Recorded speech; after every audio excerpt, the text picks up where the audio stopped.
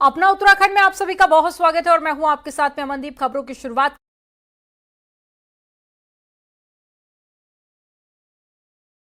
करेंगे। जम्मू कश्मीर विधानसभा चुनाव के लिए कांग्रेस और नेशनल कॉन्फ्रेंस के बीच में गठबंधन पर सीएम पुष्कर सिंह धामी ने बड़ा हमला बोला। सीएम धामी ने राहुल गांधी से 10 सवाल पूछे। आतंकवाद, अलगाववाद को लेकर सवाल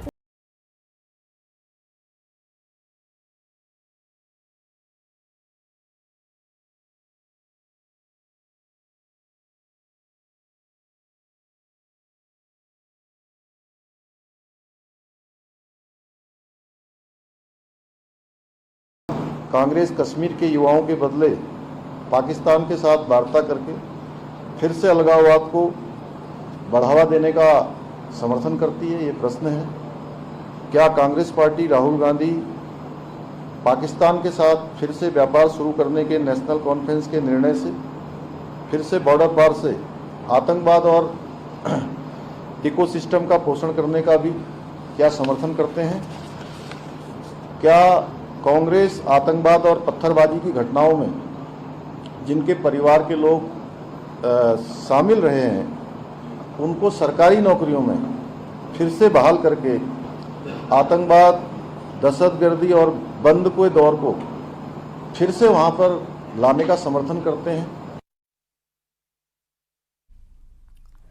जम्मू कश्मीर में होने जा रहे विधानसभा चुनाव में कांग्रेस और नेशनल कॉन्फ्रेंस के बीच में गठबंधन को लेकर उत्तराखंड के सीएम धामी और यूपी के सीएम योगी ने एक साथ बड़ा हमला बोला। दोनों सीएम के निशाने पर है राहुल गांधी और चुनाव है तो जम्मू कश्मीर में लेकिन असहजता उत्तराखंड में देखी जा रही है और साथ ही कांग्रेस पार्टी में खलबलाहट भी मची हुई है। रिपोर्ट आपको दिखाते हैं, इसी से जुड़ी हुई।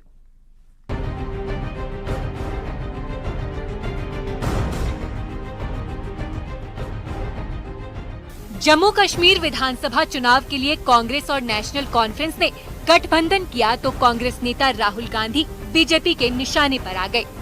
शनिवार को यूपी के मुख्यमंत्री योगी आदित्यनाथ और उत्तराखंड के मुख्यमंत्री पुष्कर सिंह धामी ने अलग अलग प्रेस कॉन्फ्रेंस में कांग्रेस के स्टैंड को आड़े हाथ लिया। दरअसल योगी और धामी बीजेपी की राजनीति में बड़े हिंदूवादी चेहरे हैं। सीएम धामी ने कहा कि सत्ता के लालच में कांग्रेस आतंकवाद और अलगाववाद के समर्थन के साथ राज्य में आरक्षण का विरोध कर रही है। सीएम ने राहुल से 10 सवाल पूछे जिसमें आतंकवाद, अलगाववाद जैसे मुद्दे शामिल रहे। तो नेशनल कॉन्फ्रेंस के घोषणा पत्र के वादों पर कांग्रेस पार्टी और राहुल गांधी जी से हमारे चूंकि ये 10 सवाल हैं कि उनको 10 सवालों के जवाब देश की जनता को जरूर देने चाहिए कि क्या कांग्रेस नेशनल कॉन्फ्रेंस के जम्मू कश्मीर से फिर से अलग झंडे के वायदे को समर्थन करती है? क्या फिर से जो है अशांति और आतंकवाद के युग में कश्मीर को धकेलना चाहते हैं? इस निर्णय का क्या वो समर्थन करते हैं? राहुल गांधी से आतंकवाद जैसे विषय पर सवाल पूछने पर कांग्रेस असहज है। दरअसल लोकसभा चुनाव के बाद कांग्रेस देश के अन्य राज्यों की तरह उत्तराखंड में भी राहुल गांधी को एक्टिव करना चाहती है। हालिया लोकसभा चुनाव में तो राहुल गांधी उत्तराखंड नहीं आए, लेकिन 2017, 2019 और 2022 के चुनाव में राहुल ने रैलियां की। बद्रीनाथ यूपी चुनाव जीतने के बाद उत्तराखंड में कांग्रेस कोशिश कर रही है कि राहुल गांधी को एक बार केदारनाथ लाया जाए, लेकिन जम्मू कश्मीर में नेशनल कॉन्फ्रेंस और कांग्रेस गठबंधन से जो हालात बने हैं उसको लेकर राजनीतिक फिजा बदल रही है। मैं जिस दिन ये नुकसान की बात आएगी हम लोगों से पूछेंगे ना कि भाई अगर पीडीपी और नेशनल कॉन्फ्रेंस में एक को चुनना हो तो हम उसको चुनेंगे ना जो आजादी के समय भारत के साथ मजबूती के साथ खड़े थे, जिनका रिकॉर्ड आतंकवाद के साथ जुड़ने का बिल्कुल नहीं है। जब मोदी जी पीडीपी के साथ जुड़े तो पीडीपी तो बदनाम थी इस मामले में, फिर भी सत्ता के लिए बीजेपी और मोदी जी पीडीपी के साथ जुड़े। हम लोगों को इस बात को समझाएंगे तो इसलिए मैंने कहा ना कि लोग अब जानकारी के आधार पर अपनी राय बनाते हैं। उत्तराखंड में मुख्य तौर पर बीजेपी और कांग्रेस आमने सामने रहे हैं। यहाँ उत्तरी भारत के बाकी राज्य में स्थिति अलग है, जहाँ जातियाँ और उपजातियाँ का भी बंटवारा है और चुनावी रिजल्ट में भी दिखता है। उत्तराखंड हिंदू बाहुल्य राज्य है, ऐसे में बड़े हिंदू चेहरे का संकट पार्टी के पास रहा है और राहुल गांधी को फ्रंट पर लाने पर अब फायदा होगा या नुकसान, ये बड़ा सवाल है। दीपांकर भट्ट, न्यूज 18, देहरादून।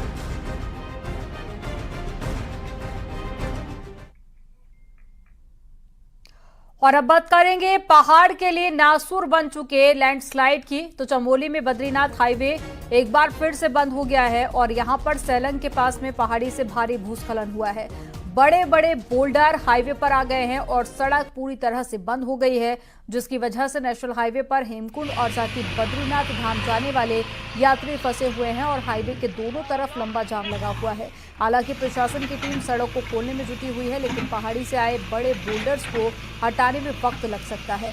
मानसून में बद्रीनाथ हाईवे बार बार लैंडस्लाइड होने से बंद हो रहा है।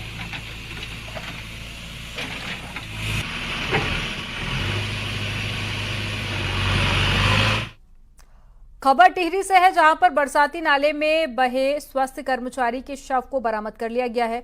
शुक्रवार को आपदा प्रभावित गेमवाली गांव में दवा बांटकर वापस लौट रहा स्वास्थ्य विभाग का एक कर्मचारी बरसाती नाले में बह गया था, जिसके बाद में एसडीआरएफ की टीम ने सर्च ऑपरेशन चलाया और आज शव को बरसाती नाले से निकाला।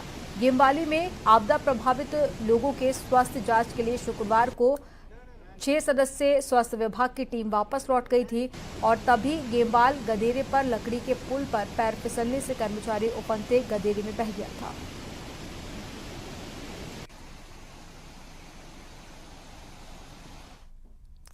विकासनगर में तेज बारिश के बाद में बरसाती नाले उफान पर आ गए हैं। तस्वीरें आपको रामगढ़ इलाके की दिखाएंगे, जहां पर शिमला बाईपास के रपटे पर सैलाब आ गया है और सैलाब के ऊपर से ही गाड़ियों की आवाजाही हो रही है। कई गाड़ियां पानी के उफान में फंस गई हैं, जिसकी वजह से जाम जैसे हालात बन गए हैं। तेज बारिश के बाद में अक्सर रपटा सैलाब के चलते भर जाता है और वहीं काफी देर तक पानी बहता रहता है और लोग परेशान रहते हैं। हालांकि अब पानी कम हो गया है।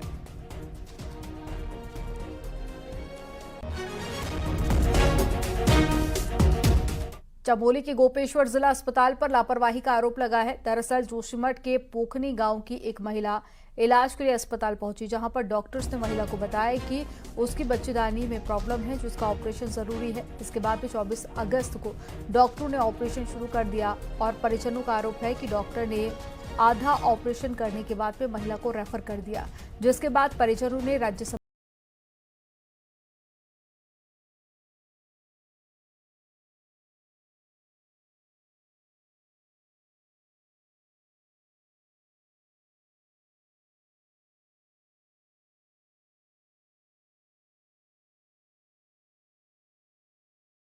होगा और मैं कर लूंगा ऑफिस, क्योंकि वो छुट्टी चले गए बीच में। फिर उनका मैं कर लूंगा आजकल उनका हो जाएगा। फिर आज देखकर नतीजा ये निकला। उनको ये बताया गया मेरी बस का नहीं, डॉक्टर चीड़ फाड़ कर, उसके बाद मेरी बस का नहीं, फिर डॉक्टर चाहिए कि फिर पेशेंट था, इसमें रसोली थी पेट में, यूट्रस के पास, बच्चेदानी के पास, जिसमें जब खोला गया तब दिखाई गया कि उसमें बहुत ज्यादा वास्कुलर मतलब ब्लड बहुत ज्यादा सप्लाई हो रही है उसके अंदर। तो अगर उसको यहाँ पर छेड़ते तो ब्लीडिंग हो जाती, जिससे कि मतलब केस खराब हो सकता था। तो इसी वजह से उसको वहाँ पे एम्स के लिए रेफर किया गया। हरिद्वार में भीमानंद आश्रम के अध्यक्ष स्वामी अच्युतानंद तीर्थ का जन्मदिन धूमधाम के साथ में मनाया गया। भूमानंद अस्पताल परिसर में आयोजित कार्यक्रम में केरल के राज्यपाल आरिफ मोहम्मद खान मुख्य अतिथि के तौर पर पहुंचे। वहीं उत्तराखंड के कैबिनेट मंत्री सुबोध उनियाल, लोकसभा सांसद मनोज तिवारी और साथ ही प्रसार भारती के चेयरमैन नवनीत सहगल ने भी कार्यक्रम में शिरकत की। इस मौके पर भूमानंद हॉस्पिटल में शुरू की गई नई सेवाओं का उद्घाटन भी किया गया। केरल के राज्यपाल आरिफ मोहम्मद खान ने कहा कि वे अक्सर साधु संतों से आशीर्वाद लेने हरिद्वार आते रहते हैं।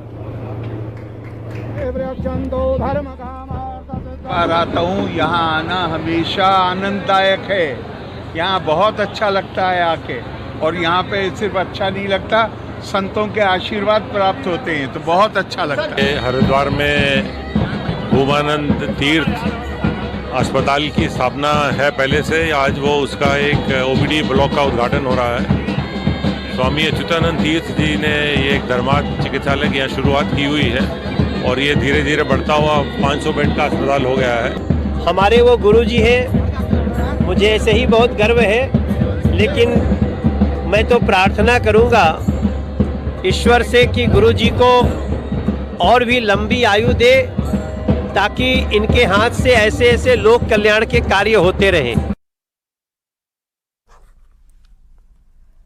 पिथौरागढ़ में आदि कैलाश के लिए भविष्य की योजनाओं पर काम शुरू हो गया है। प्रधानमंत्री मोदी के आने के बाद में यहां पर पर्यटकों की संख्या बढ़ी है और आदि कैलाश ओम पर्वत की यात्रा के लिए अब गुंजी में कुमाऊं मंडल विकास निगम हाईटेक ग्लास होम हर्ट्स की योजना है। KMVN ने इसके लिए शासन को 2 करोड़ 80 लाख का प्रस्ताव भेजा है। वहीं धारचूला से गुंजी तक कोई भी पेट्रोल पंप नहीं है। पेट्रोल पंप के लिए 20 नाली जमीन भी मिल गई है और जल्द ही यहां पर पेट्रोल पंप खोलने की प्लानिंग है। आपको बता दें कि आदि कैलाश ओम पर्वत का गुंजी केंद्र है और यहीं से KMVN यात्रियों को अलग अलग जगहों पर भेजता है, लेकिन सुविधाओं के अभाव में KMVN को दिक्कतों का भी सामना करना पड़ता है। लिहाजा अब दिक्कतों को दूर किया जा रहा है। ये गुंजी में हम पेट्रोल पंप स्थापित करने के लिए हमने शासन को रिक्वेस्ट भेजा था, जिसमें हमें भूमि आवंटित हो गई है 20 नाली की। और धारचूला के बाद अब जो पेट्रोल पंप होगा गुंजी में वो KMVN का होगा बनने के बाद। और गुंजी में ग्लास डोम हट्स का प्रस्ताव हमने शासन को भेजा है, जिसकी स्वीकृति जल्दी ही हमें मिलने वाली है। अल्मोड़ा के दनिया में डिग्री कॉलेज बनने से लोगों को बड़ी राहत मिली है, लेकिन छोटे छोटे कमरों में 500 स्टूडेंट्स की पढ़ाई चुनौती बन गई है। क्या है ये पूरा मामला, रिपोर्ट में आपको दिखाते हैं। दनिया में 2021 से डिग्री कॉलेज इंटर कॉलेज की आवासीय बिल्डिंग में चल रहा है, क्योंकि डिग्री कॉलेज की बिल्डिंग 2 साल से बन रही है, जिसे सितंबर में बनकर तैयार होना था, लेकिन वो आज तक तैयार नहीं हो पाई, जिसकी वजह से डिग्री कॉलेज के बच्चों को पढ़ने में भारी दिक्कतों का सामना करना पड़ रहा है। महाविद्यालय जो है राजकीय इंटर कॉलेज के आवासीय परिसर में चल रहा है। यहाँ पर हमारे पास अप्रॉक्सीमेटली 500 से अधिक छात्र हो चुके हैं और इस व्यवस्था में अभी हम बच्चों को यहाँ पर व्यवस्थित कर रहे हैं। और कुछ हमारे पास वैकल्पिक व्यवस्था भी होती हैं, जैसे कभी हम एग्जामिनेशन है या हम कोई प्रोग्राम देते हैं तो हम GIC के का हॉल ले लेते हैं या उनके कमरे हमको उपलब्ध करा दिए जाते हैं। डिग्री कॉलेज के बच्चे खुले आसमान के नीचे पढ़ने को मजबूर हैं, क्योंकि बच्चों की संख्या ज्यादा है और जिस बिल्डिंग में कॉलेज चल रहा है वहाँ जगह कम है। डिग्री कॉलेज में इस समय 500 स्टूडेंट्स हैं। अगर हमारे पास हमारी बिल्डिंग होती तो उसमें ज़्यादा पढ़ने में हो रहता, क्योंकि यहाँ पे बारिश से प्रॉब्लम होती है बच्चों को आने में भी, और अगर अपने रूम्स होते तो बच्चों को उतनी वो नहीं होती, जगह भी होती और प्रोग्राम्स के लिए भी, तो अपनी बिल्डिंग होती तो ज़्यादा बेटर रहता। अभी हम इंटर कॉलेज की सरकारी बिल्डिंग में पढ़ रहे हैं और यहाँ कमरे छोटे होने के कारण जिस दिन बच्चे ज़्यादा होते हैं तो बैठने की दिक्कत होती है। अगर हमारा कॉलेज जल्दी बन जाता है तो हमारी ये समस्या भी दूर हो जाएगी। और जिस दिन यहाँ बच्चे ज़्यादा आते हैं तो हमें नीचे ग्राउंड में बैठना पड़ता है। सर्दियों में तो हम लोग बैठ लेते हैं, लेकिन जब गर्मियों के टाइम पर धूप ज़्यादा होती है तो हम यहाँ ग्राउंड में नहीं बैठ पाते। डिग्री कॉलेज की बिल्डिंग 2 सालों से निर्माणाधीन है, जिसकी वजह से बच्चों को परेशानियों का सामना करना पड़ रहा है और निर्माण एजेंसी की लापरवाही बच्चों पर भारी पड़ रही है। न्यूज़ 18 के लिए अल्मोड़ा से किशन जोशी की रिपोर्ट।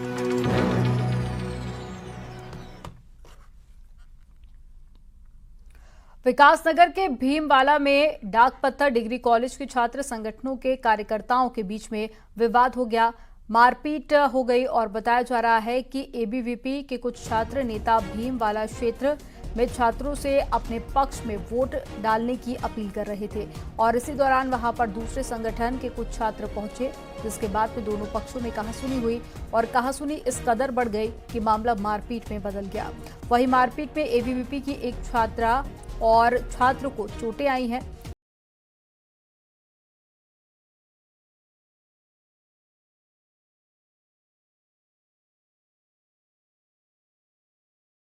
इंदौर और बद्रीनाथ उपचुनाव में जीत के बाद में कांग्रेस ने केदारनाथ सीट पर भी जीत का दम भरा है। नैनीताल पहुंचे पूर्व CM ने हरीश रावत ने कहा कि केदारनाथ में चुनाव जीतने के साथ ही 2027 का रास्ता बाबा केदार बना रहे हैं। हालांकि हरक सिंह रावत को टिकट देने के सवाल पर हरीश रावत ने कहा कि केदारनाथ की मर्यादा के हिसाब से ही वहां के उम्मीदवार का चुनाव होना चाहिए।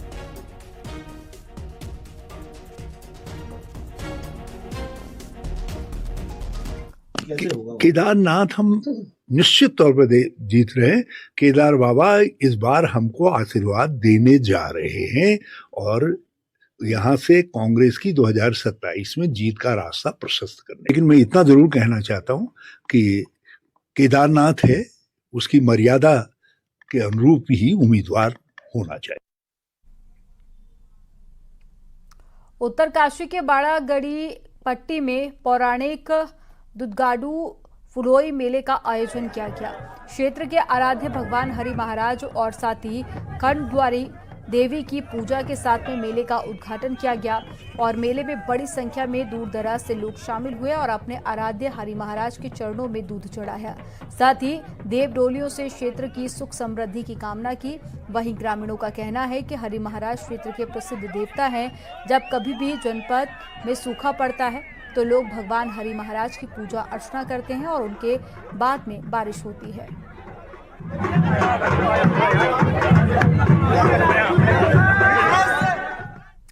अगर हम कहें कि कुमाऊं के सबसे बड़े अस्पताल में प्रशासन यूपी के चोरों से परेशान है तो आप यकीन करेंगे, लेकिन यह हकीकत है। यहां पर तीमारदारों के भेष में आ रहे चोर चुनौती बनते जा रहे हैं, लेकिन अब इन चोरों की खैर नहीं है।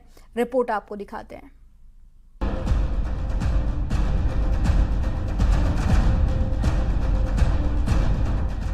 कुमाऊं का सबसे बड़ा अस्पताल सुशीला तिवारी हमेशा इस भीड़ से पटा रहता है और यही भीड़ अस्पताल के लिए चुनौती बन चुकी है। विशेषकर भर्ती मरीजों के साथ आने वाले तीमारदारों की संख्या परेशान करने वाली है और इन्हीं तीमारदारों की आड़ में यूपी के चोर भी अस्पताल में उत्पात मचा रहे हैं। लगातार इसमें प्रयास कर रहे हैं। मामले हमारे आए हैं क्योंकि मरीज जब लगातार बढ़ते जा रहा है तो यहाँ पे तीमारदार की संख्या बढ़ते जा रही है। कई जगह से एक मरीज के साथ 4-4 तीमारदार आते हैं। हमारे सुरक्षा गार्ड लगातार उनको जो है रिक्वेस्ट भी करते हैं और उनसे कहते भी कि आप बाहर जाइए और यहाँ पे मत रहिए अनावश्यक, लेकिन फिर भी जो है तादाद बढ़ते जा रही है। उसका फायदा कुछ अराजक तत्व आते हैं अस्पताल में, चोरी चकारी करके चले जाते हैं। दरअसल सुशीला तिवारी न केवल कुमाऊं का सबसे बड़ा अस्पताल है, बल्कि यूपी की सीमा से नजदीक होने के कारण बहेड़ी, रामपुर, स्वार, मुरादाबाद और पीलीभीत के मरीज भी यहाँ इलाज को पहुँचते हैं। मेडिकल कॉलेज के प्रिंसिपल भी मान रहे हैं कि हॉस्पिटल में आने वाली भीड़ बड़ी चुनौती है। Crowd management is a very important thing. अस्पताल में करीबन ओपीडी 2500 से 3000 की पर डे ओपीडी है। करीबन 750 से 800 इंटू एडमिशन रहते हैं। उसमें जो उनके अटेंडेंट्स हैं उन पर हमारा कोई नियंत्रण नहीं है। पास सिस्टम भी करा गया, बहुत सक्सेसफुल नहीं रहा, फिर से उसको करेंगे और उसको स्ट्रिक्टली इन्फोर्स करना होगा। बिकॉज क्राउड मैनेजमेंट हो जाएगा, भीड़ कम होगी है तो उसको हमको जरूर, बिकॉज इन्हीं में से कोई आदमी कभी गड़बड़ कर सकता है। दरअसल सुशीला तिवारी अस्पताल में अभी तक पास सिस्टम को मजबूती से लागू नहीं किया गया है, जिसकी वजह से आए दिन चोरी की वारदातें हो रही हैं। चोर बीमारों का निजी सामान जैसे मोबाइल, पैसे तो चुरा ही रहे हैं, साथ ही अस्पताल के वॉशरूम में लगी टोटियां भी गायब कर रहे हैं। कुछ साल पहले तो चोर वार्ड में लगे फायर सेंसर तक उड़ा ले गए। ज्यादातर घटनाओं में चोरों का संबंध उत्तर प्रदेश से है, जो तीमारदार बनकर रात के समय चोरी की वारदातों को अंजाम देते हैं। हल्द्वानी से न्यूज 18 के लिए शैलेंद्र नेगी की रिपोर्ट। पूर्व क्रिकेटर मनोज प्रभाकर पर हल्द्वानी में धोखाधड़ी का मुकदमा दर्ज हुआ है। यही नहीं, उनके बेटे का नाम भी एफआईआर में शामिल है। प्रभाकर पर मुकदमा एक व्यापारी की तरफ से दर्ज कराया गया है, जो प्रभाकर की कंपनी की तरफ से बनाए जा रहे प्रोडक्ट्स के डिस्ट्रीब्यूटर थे। व्यापारी ने प्रभाकर और उनके बेटे पर आरोप लगाया है। उन्होंने इस साल 2017 में बिना बताए ही अपनी कंपनी बंद कर दी थी, जिसके चलते एक तो उनका बाजार में उधार का अमाउंट फंस गया, दूसरी तरफ लाखों का माल भी उनके गोदाम में डंप पड़ा हुआ है।